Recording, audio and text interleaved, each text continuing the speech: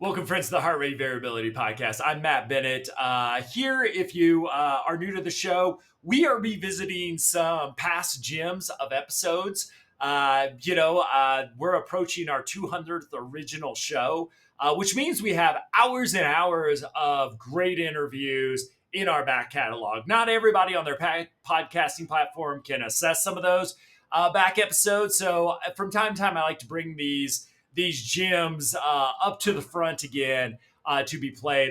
This is the first time I've done this with these two episodes, starting last week with Dr. Fred Shaffer, friend of the show, friend of mine, teacher of mine, who's talking about, last week we talked about time domains. If you didn't hear that episode, just go up back.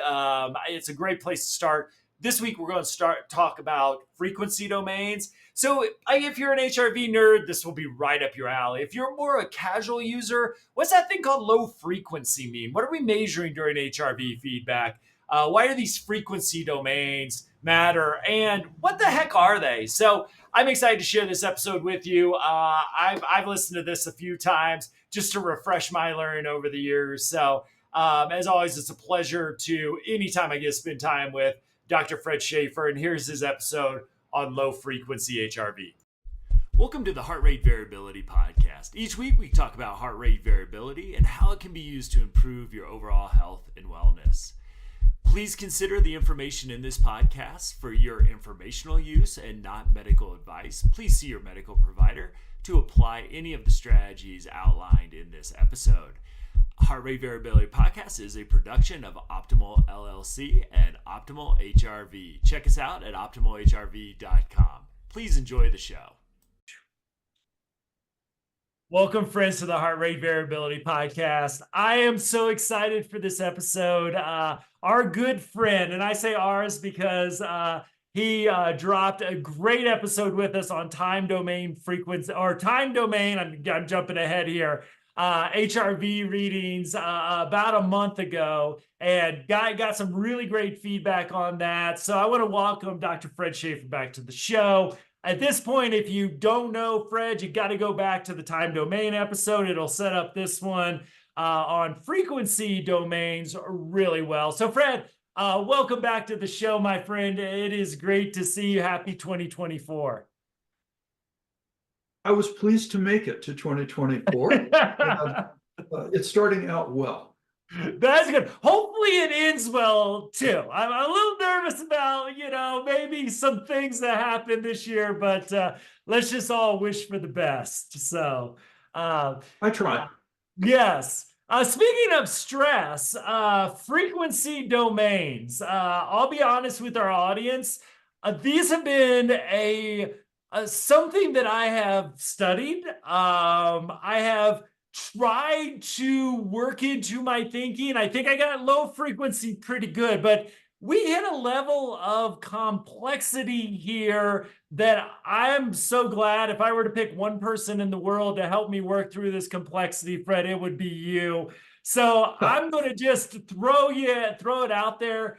What the heck is a frequency? Oh, what are we looking at here when it relates to heart rate variability?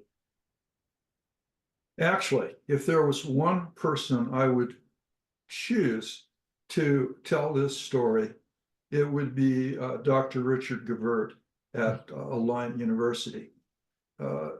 He is probably my favorite explainer of all things HRV.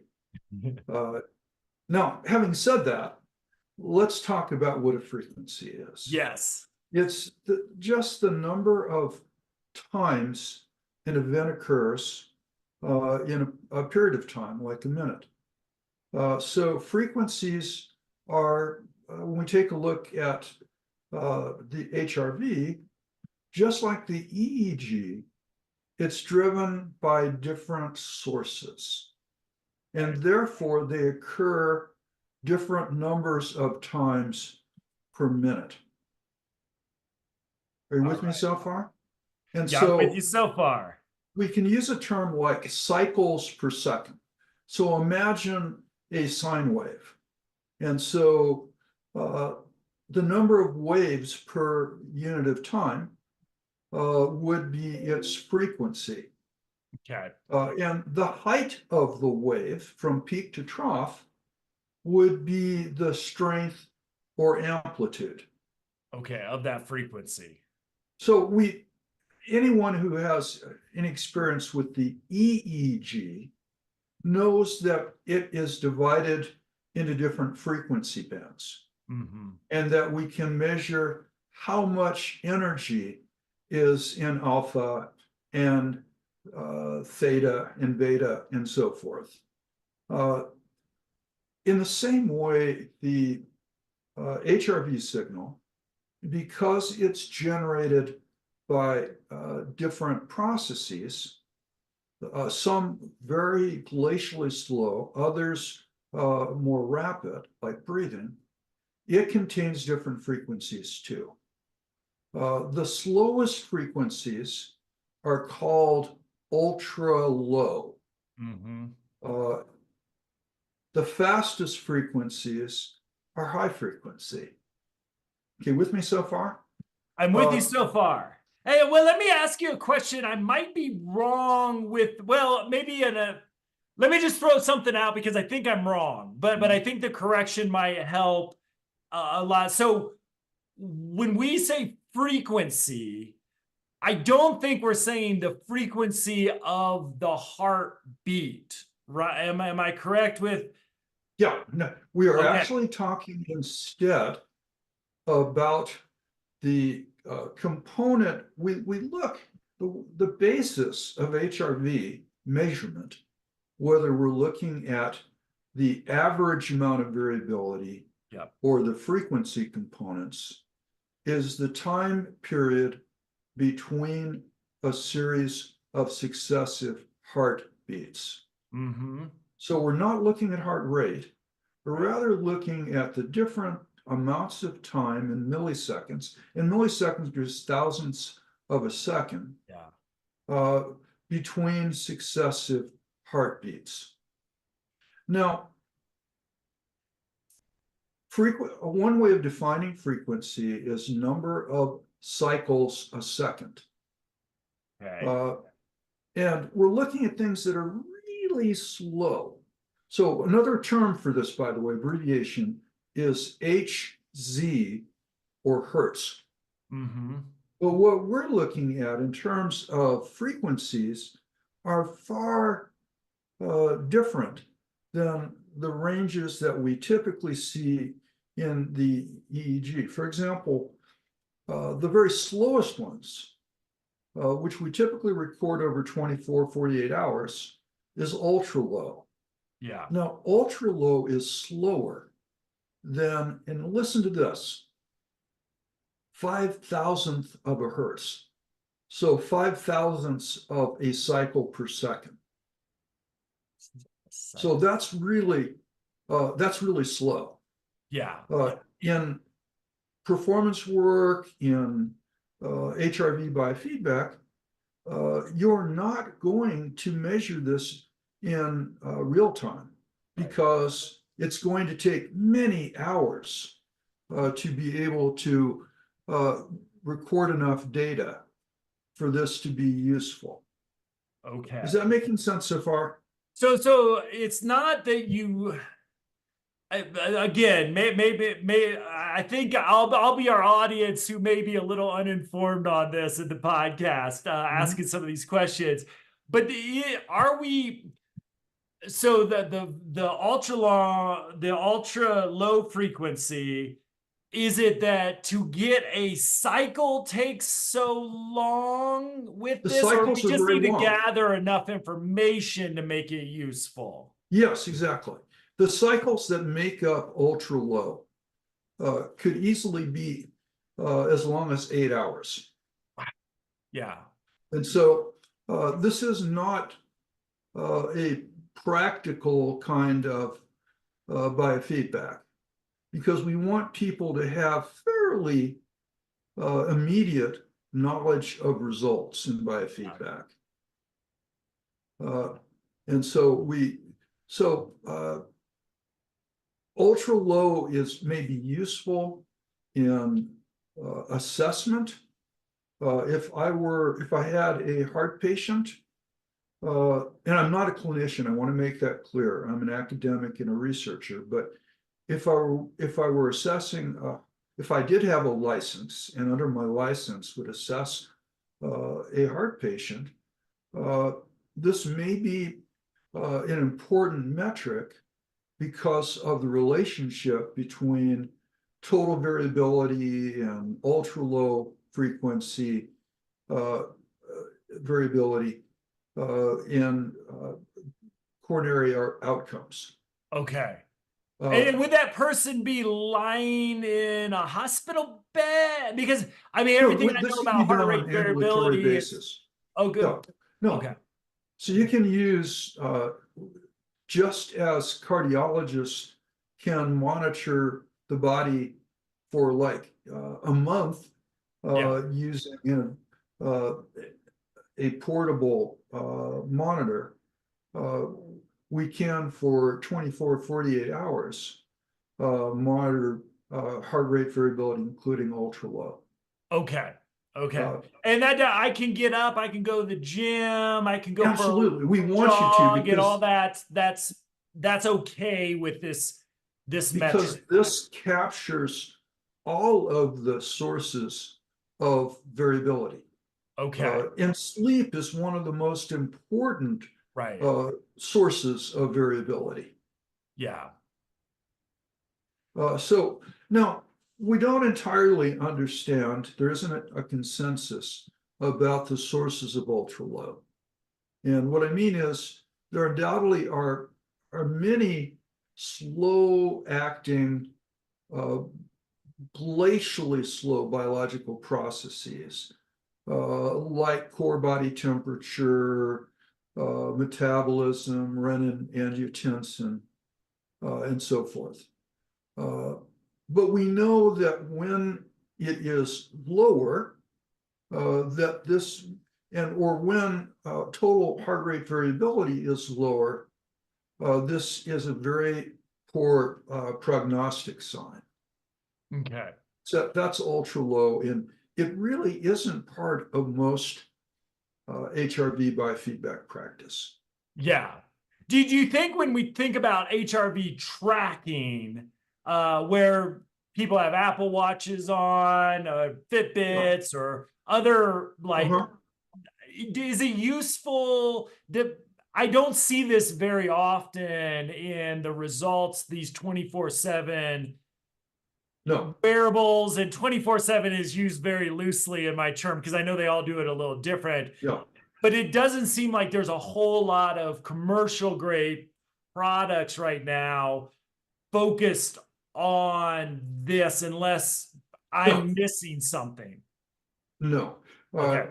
For example, First Beat Technologies uh, has a tracker that is designed for this kind of ambulatory recording.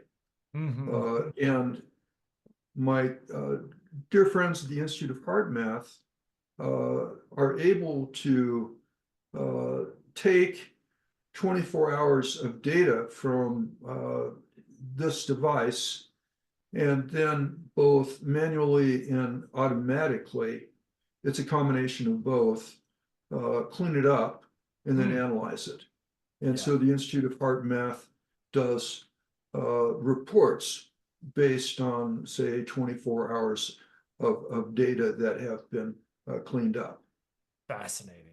Fascinating. But again, for most of your listeners, this is really important for research. It's not important for either optimal performance training or clinical interventions.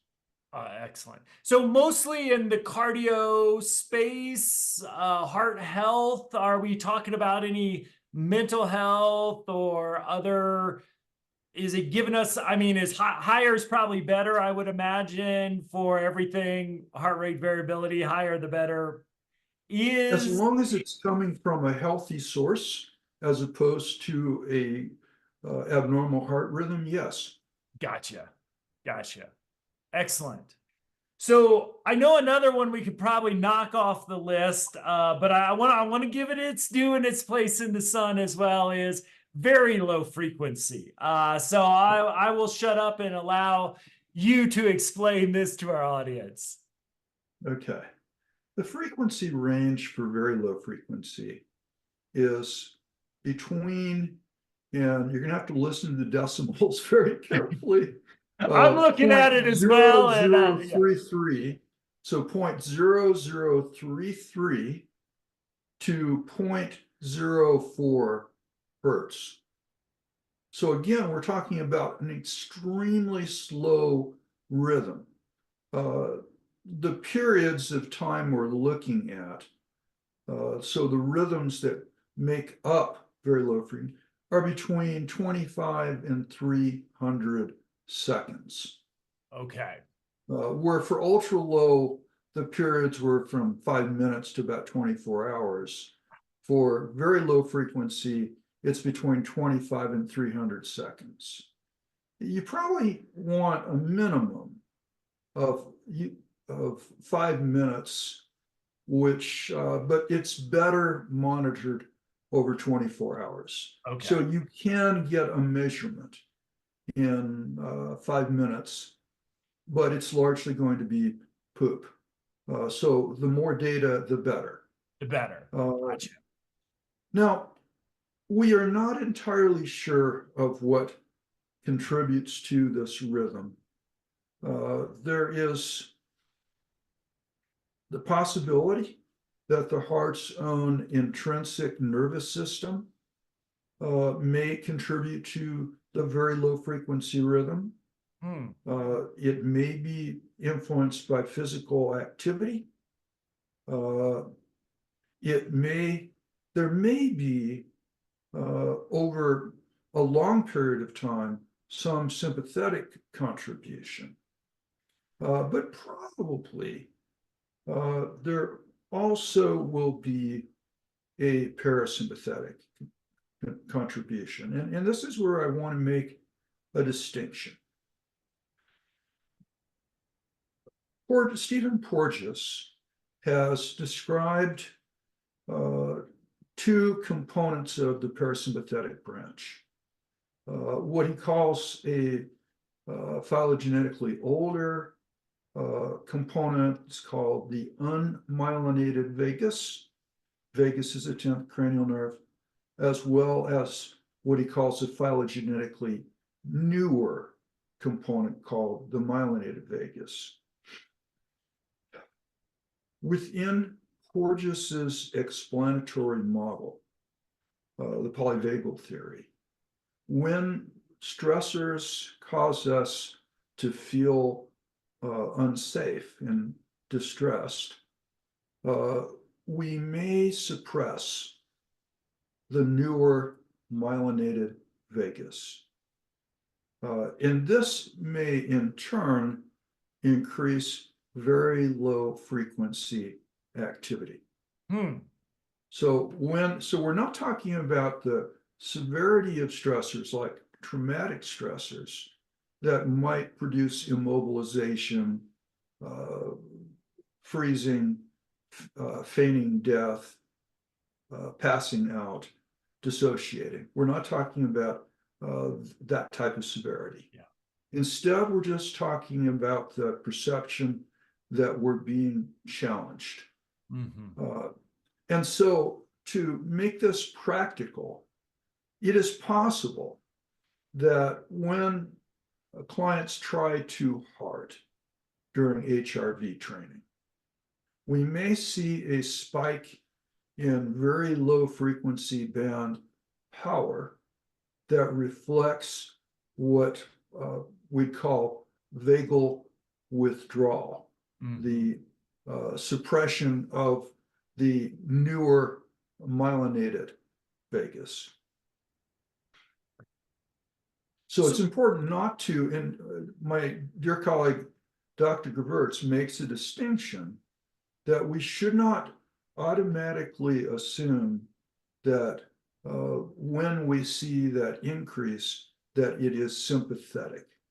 That it may very well be uh, unmyelinated parasympathetic.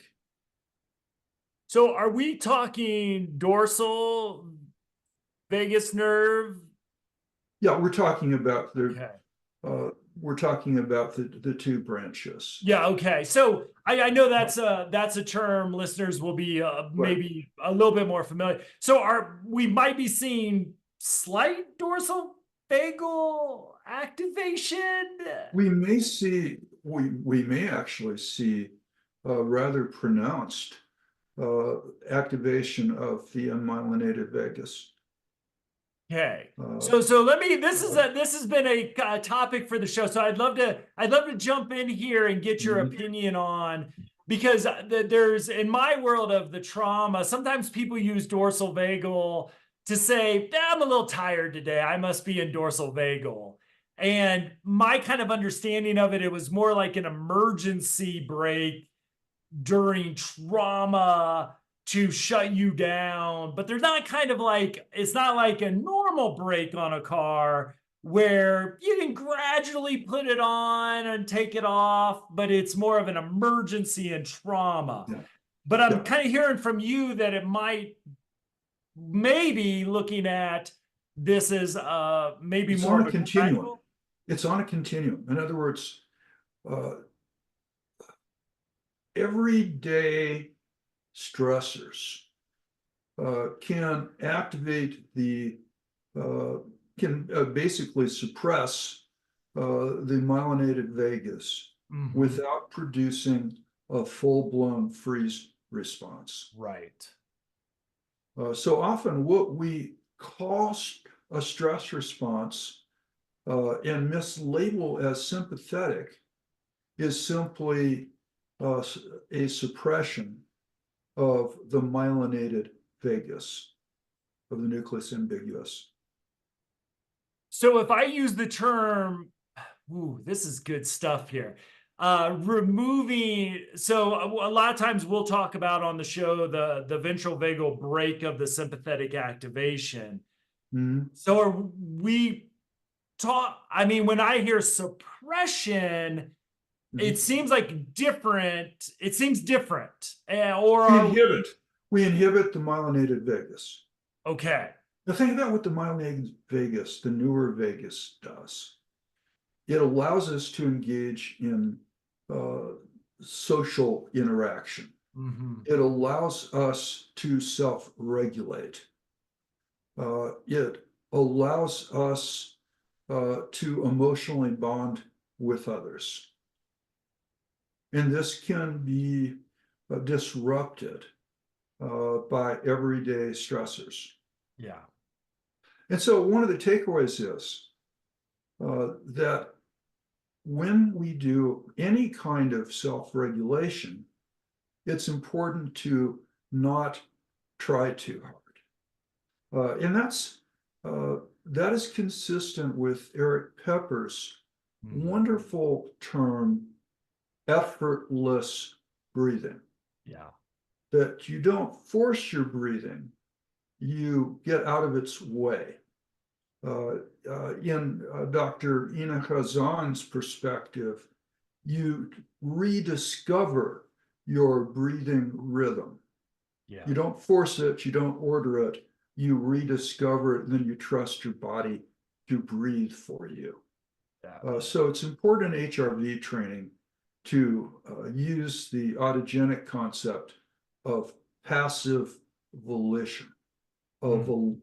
allowing rather than ordering or forcing. Yeah.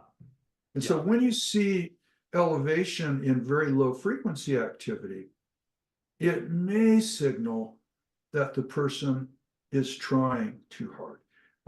In some cases, you may see other changes. You may see increased sweat gland activity.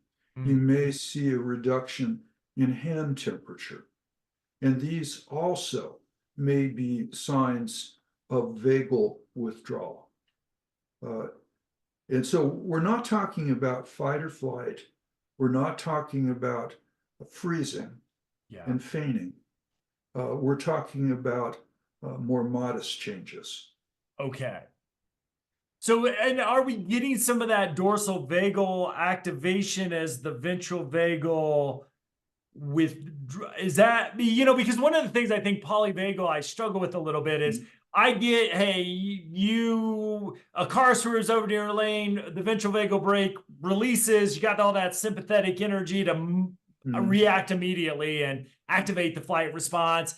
That seems pretty intuitive. It's where, like, okay, I get the freeze response, kind of the emergency aspect of this, but like, okay, I'm just tired. Like, I've had a hard day at work, so I'd love a little sympathetic energy, to be honest with you, but there's not that there. Are we getting, is that a vagal withdrawal, a ventral vagal It can be withdrawal? something as simple as you have burned through available ATP.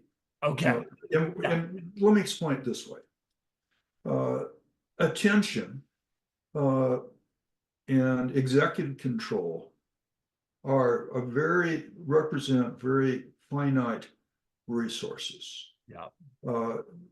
And the brain is powered by stored glycogen, which is then used as glucose to provide the ATP. With me so far? Yep. If during the day you have exhausted yourself, your brain may have less of a reserve of glycogen. And therefore you are not going to be as sharp. And you may feel more fatigued. So I don't think we need to use, and I'm generally not comfortable explaining things in terms of components of the parasympathetic nervous system when there are simpler explanations. So, it's like trying to explain things from the quantum level. As soon as you see a biofeedback, and I'm using this in quotes, vendor explaining why their product works at a quantum level, you should run for the exit because you're going to hear what one TED speaker calls neuroflapdoodle. I love that. Just silliness. So I think it's important to keep things simple and grounded.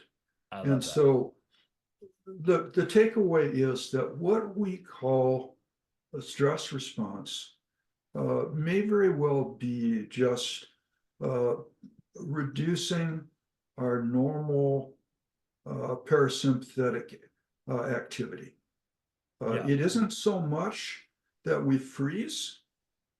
It isn't so much that we engage in fight or flight. It's not, the nervous system isn't perceiving it as that magnitude of threat. Excellent. But it is enough to increase very low frequency. It is enough to cool the hands and to make them sweatier. Yeah. And just to appreciate that our simple answer took us up into the complexity of the brain, which may or may not be more complex than quantum physics, depending on how much ATP you have to go with it on a given day. So I thank you for going on that tangent, because it's an ongoing theme of the show, trying to kind of figure some of these stuff out. So it seems like, if I were to summarize, very low frequency and ultra low frequency, we're measuring circadian rhythm comes to mind, but I don't want to use, I don't want to put those words, but rhythms like that, where we're getting there. And there seems to be some question marks still to what we're looking at and the value of the application of what we're looking at. Am I close? Yes. When Christopher Zurr and McCready and I finished our literature review somewhere around 2013, there remained a great deal of uncertainty about the sources of both ultra low than very low. There is more agreement about low and high, and those are the ones that your audience will be most interested Yes. in. Let's go Let's there, talk my about friend. low. Yeah. Uh, Low frequency activity is is exclusively, under most conditions in which we measure it, parasympathetic. So one of the most important takeaways is we're looking at parasympathetic activity. Another contributor can be the baroreceptors, and these are the blood pressure reflexes. Yeah. Uh, uh, but collectively, these are, we consider this to be largely parasympathetic. Now, the reason we care about low frequency power is that low frequency power tells us if the activity we are using to stimulate the nervous system is working. So, and what I mean by that is it could be slow paced breathing. Mm-hmm. It could be slow paced muscle contraction. Yeah. Now, when I talk about slow paced, we could be talking at 6 times a minute. We could be talking at some slightly different rate if we fine tune it to the individual. So maybe 4.5 to maybe 6.5 times a minute for an adult. But that's slow paced, whether it's breathing or muscle contraction. Mm-hmm. This will stimulate the baroreflexes and in turn can teach the cardiovascular system to increase heart rate variability. So when my breathing exercise or my muscle contraction exercise is working, I will see during that time, but only during that time, an increase in low frequency power. Okay. And importantly, only, it's a manifestation. Maybe I correct my language, but I think that's really important for our audience is that it is happening during an intentional practice. Yes. You're taking you're going to the gym, so to speak, and this is the way to kind of measure the impact of that practice on overall, probably going back to the time domains. You should see increases in that eventually if you're practicing at rates that increase your low frequency. Yes, I love your example, and this is one of those very important takeaways for your audience. We are not doing slow-paced breathing or muscle contraction practice to increase low-frequency power. Low-frequency power is just a way we keep score. Mm-hmm. And we absolutely do not expect people to either breathe at this rate or contract their muscles at this rate throughout the day. You only go to the gym, if we're lucky, like once a day. Yeah, yeah. And it would really be inconvenient to have to do bench presses throughout the day, Yeah. or curls, or those other activities. Yeah. So you're doing it for a brief period of time. As I've listened to the always brilliant Ina Kazan, we're talking about a maximum amount of time, training time, of about 20 minutes. Mm-hmm. Initially, it might be 5 minutes, and then you might, week by week, you increase it to a maximum of 20. And that's just 20 minutes, perhaps once a day. And it's not to increase low frequency power. Again, low frequency power just tells us that we're getting results initially as we're doing it. Yeah. The closest analogy I can make, it's a really lame analogy, is when I'm doing weights in the gym, I might, during the exercise or in between sets, feel my muscles get swole. Hmm. So briefly, I might sense a bulging, hypertrophy of the muscle. Yeah. But the point of it isn't to get swole. Ultimately, what you're looking for is going to what we call the high frequency band when the person is just breathing normally. Now, what I mean by normally is maybe 12 to 18 breaths per minute.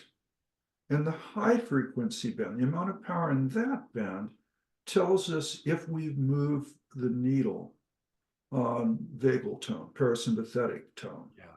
Over a matter of weeks, we may see that number get bigger. Now, I'm not talking about percentage, I'm talking about absolute power. Uh, and the optimal HRV app gives you a measurement that you can take under resting conditions. And so if you take what we call a resting baseline, and what I mean by that is you're sitting quietly, breathing at normal rates, no feedback. And if you see that the high frequency power is greater, you are moving in a direction of increasing vagal tone. So Gotcha. we increase low frequency power during practice so that we can increase high frequency power during baseline. I love that. So let me just ask. Maybe I'll give you permission to say, Matt, it doesn't really matter because that is a totally appropriate. But I'm looking at you. You mentioned like total power or absolute Yeah, power, I think it was, and we're back into the hertzes.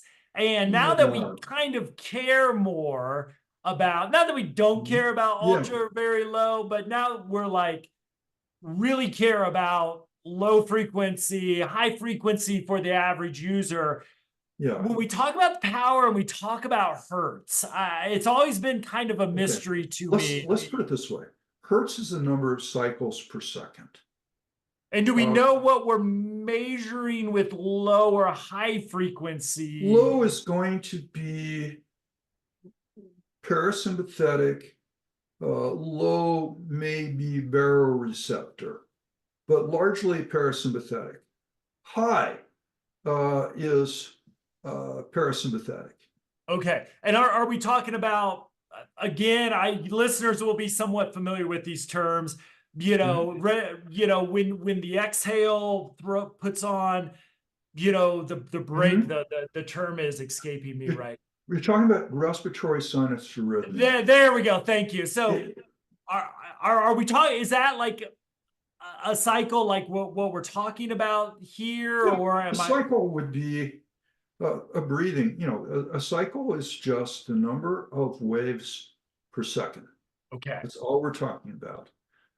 And based on this, again, we're talking about very slow processes. And again, to remind you, when we talk about, say, alpha, that's 8 to 13 or 12 waves or cycles per second. Mm-hmm. With me so far? Well, low Yes. frequency is not even one cycle. It's like 0.05, so 500ths of a cycle to 0.15 hertz. So not even one cycle.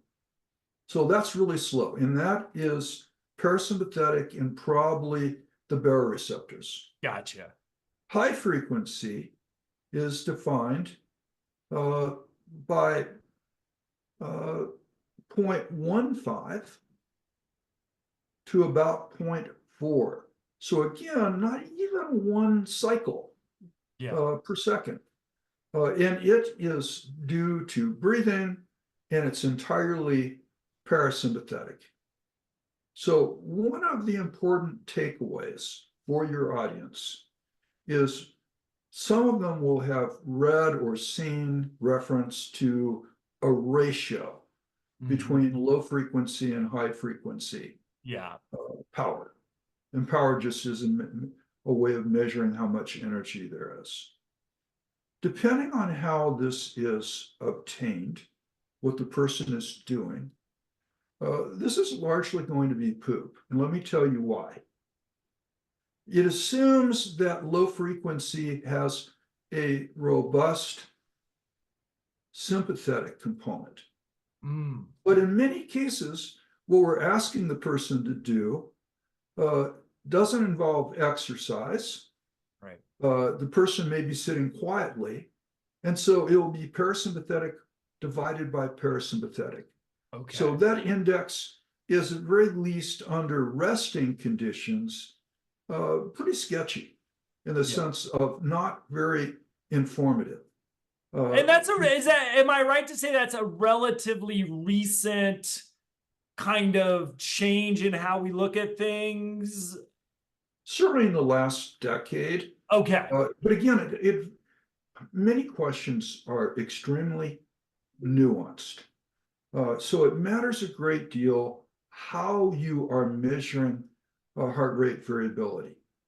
For example, in our lab, people are sitting quietly. We're not putting people on a tilt table. Yeah. A tilt table has your head pointing down. It is a cardiovascular stressor. Yeah. And yes, you'd expect it to elicit sympathetic activation. But under our, and honestly, most of your audience is going to sit upright or lay down or stand. And they are going to measure their heart rate variability under very non-demanding circumstances. And therefore, we wouldn't expect to have a significant sympathetic component to low frequency power. So it's just parasympathetic divided by parasympathetic. So my takeaway is use low frequency power while you're engaged in the activity designed to increase your HRV. Use high frequency power during your resting baselines so that over a period of weeks to months, you can see whether it increases. Excellent. So with that, again, I may be wrong, so please correct me if I am. High frequency, so if we take a 3 to 5 minute reading, which is kind of in the arena of the time domains that we talked about in the last episode, high frequency could come in there in a way that gives us some valuable information like RMSSD or SDNN. Would it fit well within that? Would it tell us something different than the time domain measures do? What the time domain measures, I think of the apocryphal story of blind sages, say in India, each holding on to a different portion of an elephant. Yeah. We're getting a different aspect of heart rate variability. And they're not going to align perfectly, even among what we call time domain measures. And for your audience who haven't listened to our podcast from a month ago, time domain measures give us an average value of how much heart rate variability did I have in a recording period, like 5 minutes or 3 minutes. For my students, the average value that's relevant to them might be their GPA. In this case, so time domain, and the time domain values don't all line up because they assess different parts of the elephant. Okay. But there is some agreement. So, for example, I would expect that the short-term measure of HRV, which is the RMSSD, will move in concert with increased high frequency power when both are measured at rest after. So as high frequency power slowly increases over time during resting baselines, so should the RMSSD. Excellent. Hey, there's an elephant there after Yeah, all. there is. One of the real go ahead. challenging aspects of HRV is that all the metrics, even time domain or frequency, do not line up exactly. Yeah.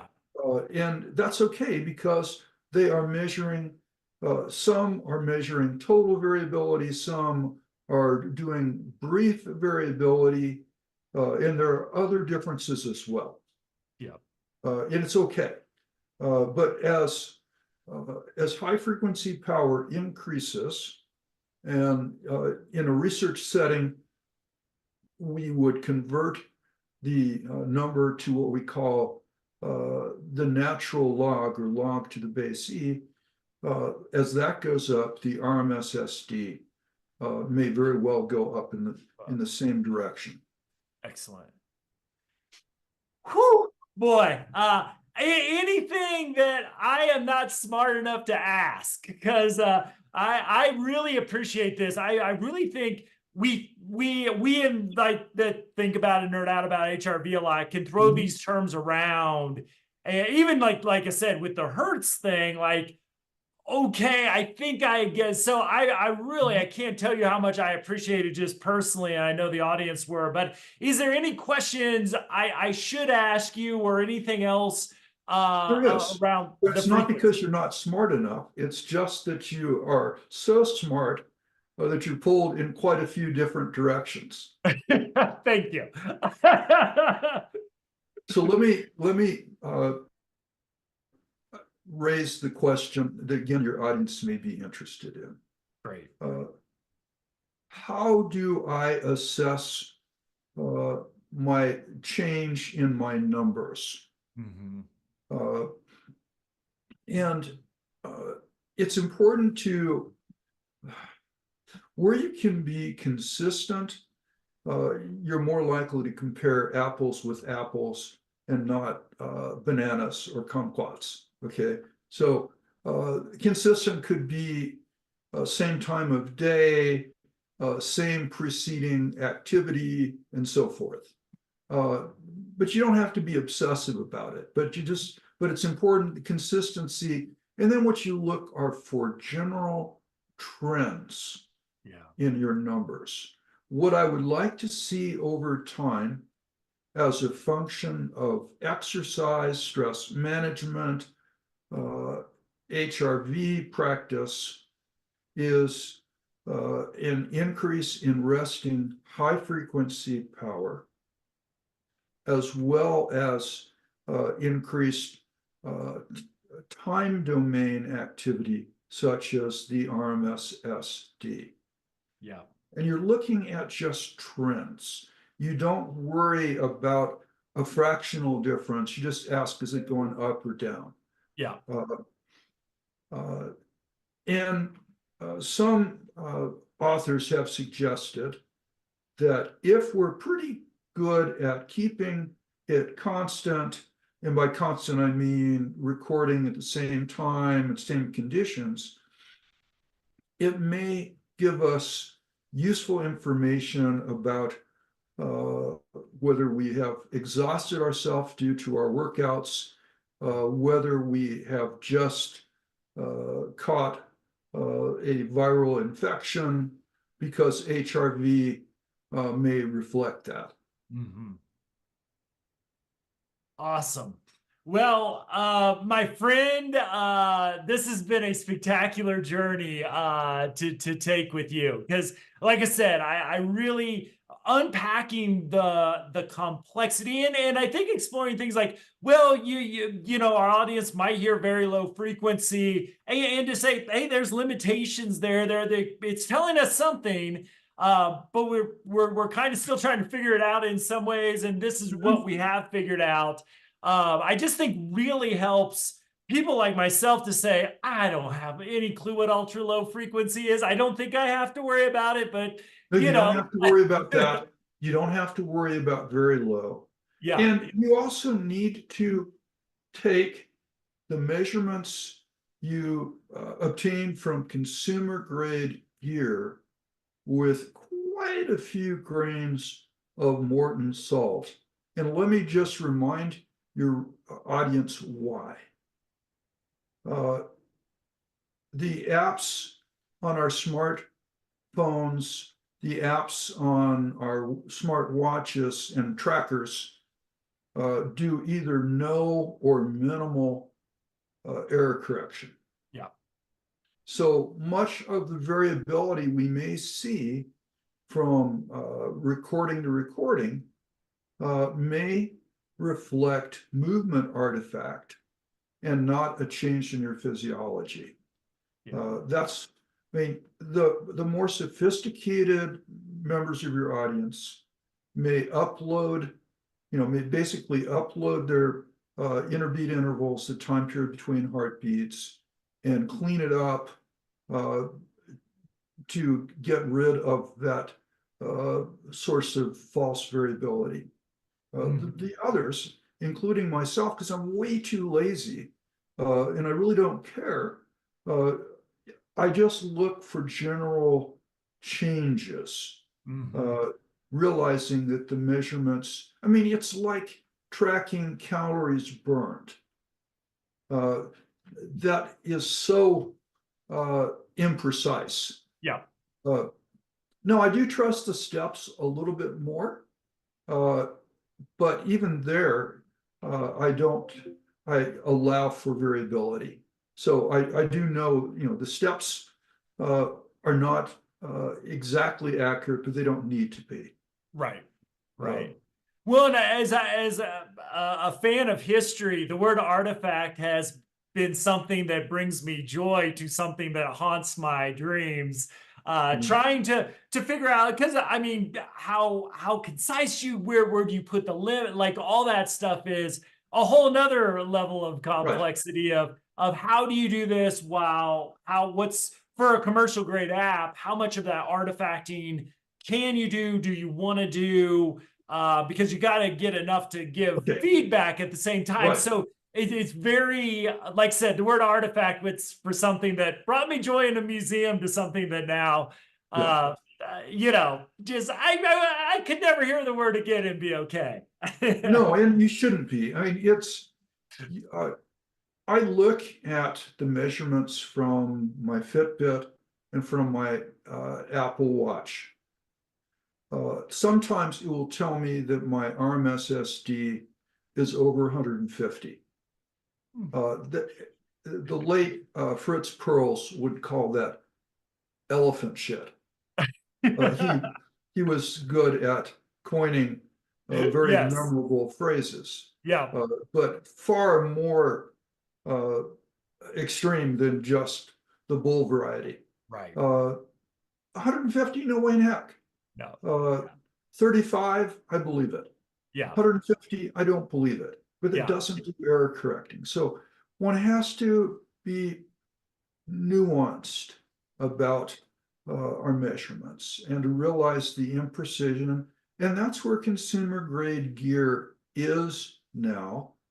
And fortunately, in our lab, we can do our own data cleanup. Mm-hmm. But so I want your readers to take their measurements if they are just looking at uncorrected values with several grains of Morton salt. I love that. I think that that's a great way to wrap up. Dr. Fred Shaffer, thank you so much. I just appreciate you. I appreciate your patience. Really, I think walking through this at a pace that is still good in my learning curve. Like I said, Mhm. obsessing about this stuff. I could have like given you probably maybe something you give me a B on for low and high frequency. Now I think I got the A answer for the Right. class. Maybe I could even write a paper on it. I don't know, Yeah. but I really do appreciate that because as HRV gets more and more, I think paying attention to what it is and where these metrics come from and Right. how confident are we that we know what we're looking at, I think are all just things to keep on people's radar. Here's where we're at maybe a year or two from now as technology gets even better. Yeah. We'll have another conversation about yeah, now we can measure very low frequency in a different way and we know what it's telling us Yes. in that way. So I just appreciate you, my friend, and being able to go into this level of detail with us. This has been a joy for me. I am so glad to hear that too. So, as always, listeners, optimalhrv.com. You can find show notes, the YouTube videos, and I will promise to do my best to find a good topic to tempt Dr. Shaffer to come back on the show soon because I know we always get great feedbacks, my friend, for when you're on. So I thank you and I thank our listeners. Thank you. Take care.